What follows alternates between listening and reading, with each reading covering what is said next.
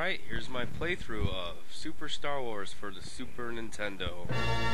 Fun facts here, this game was released in 1992, about 15 years after the movie was released. Presentation, sound, and music-wise, this is a good game, and the gameplay is really fun. But plot-wise, well, if you thought George Lucas botched things up with the 1997 re-releases of the old trilogy and some of the changes he made in the 2004 release of the DVDs, well, wait till you see what they did to the plot of this video game. Oh man, yeah, I've been sick all week, so if I cough or I sound stuffy or my voice is all hoarse, that's why. But I figure it's been a good while since my last playthrough, and some people have been asking me outside the internet, oh, you gotta do another one. That was so much fun watching you play through Terminator 2. And oh, speaking of that, I have been taking your considerations under request, and I will do a couple of them. But I've been in a Star Wars mood lately. I reread a few of the novels. I played through Knights of the Old Republic again. Yeah, I'm a Star Wars nerd. But, you know, what are you gonna do? So, man, I shouldn't have laughed there because I coughed. So again, I mean, so far this looks pretty accurate to the movie. That title crawl, while kind of looking a little bit bad, was, for 1992, that's impressive. And okay, well, we don't get the cool panoramic, like iconic opening like the movie did with the Star Destroyer flying right above the camera, but this still gives you a good idea. You know, for the time, it was like, oh man, I'm playing Star Wars. You know, I grew up watching this. Now I can live the adventure. And then this is where things start getting weird.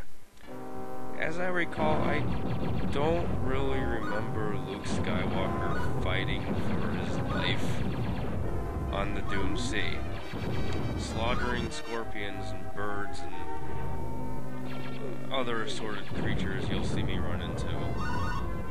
Pretty much general strategy here: run around, kill everything you see, and any health you lose will most likely be regained by grabbing these little hearts that pop out of the enemies. Now granted, I won't lie, I'm playing on easy mode, and later difficult or harder difficulties it's not as easy, but still you always want to try killing enemies before they touch you, and if they do touch you, well, you get your health back.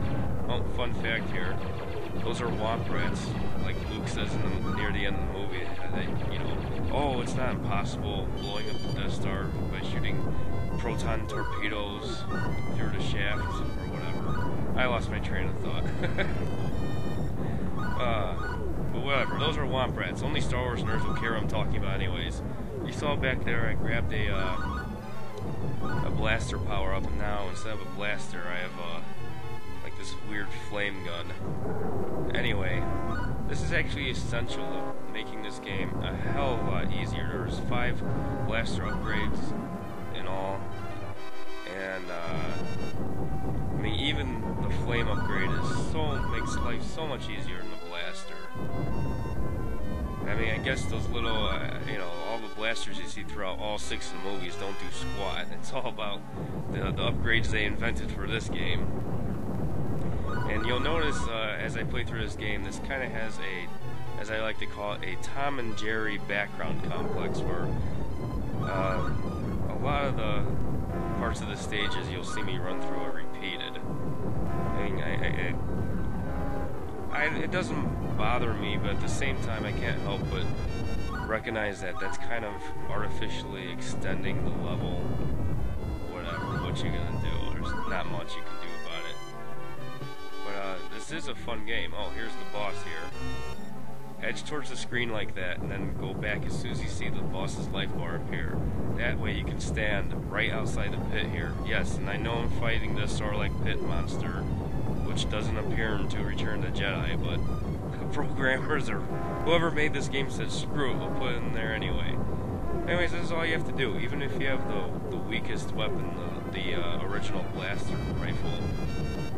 This thing will go down in no time. I mean, that's the attack you'll see most often with that strategy, but it's so easy to beat this thing. I mean, that's it. That's all I had to do. So yeah, I just totally made the opening of Return of the Jedi irrelevant, I guess. Alright, so yeah, remember this part of the movie where Luke stumbles across 3PO. R2-D2 is already missing, as you see on the text crawl down there. And he's been captured by Jawas. Which is true, but the way this unfolds, I gotta call it out on being slightly inaccurate. Okay, second part of the stage. Pretty much all you gotta do is make your way to the Sandcrawler. And I have 12 Jawas to kill. And yes, you heard me right. Yeah, I don't remember this part of the movie either. Where you have to shoot Jawas out of their rocket chairs or whatever as they throw thermal detonators at you. Or moisture towers are in your way, along with womp rats. I guess that's what Luke meant at the end. Again, going back to that part of the movie. I guess he did have plenty of practice bullseye womp rats, but I don't think it was with this land speeder. I don't recall that, you know, I gotta stop that now, or else this whole game you're gonna just hear me going, yeah, I remember that in the movie, but I guarantee I'm still gonna say it anyway. Cool little detail is, as you notice, the more Jawas I kill, in the background to the left, there'll be, you see the Sandcrawler just got closer. I always thought that was kind of cool that they bothered to add that in. I mean, yeah, that's not the greatest thing, but I find in a lot of, whether the video game's good, bad, mediocre, it's always the little details that make the game an enjoyable experience. Always. Almost done here. I only have 2 left to kill.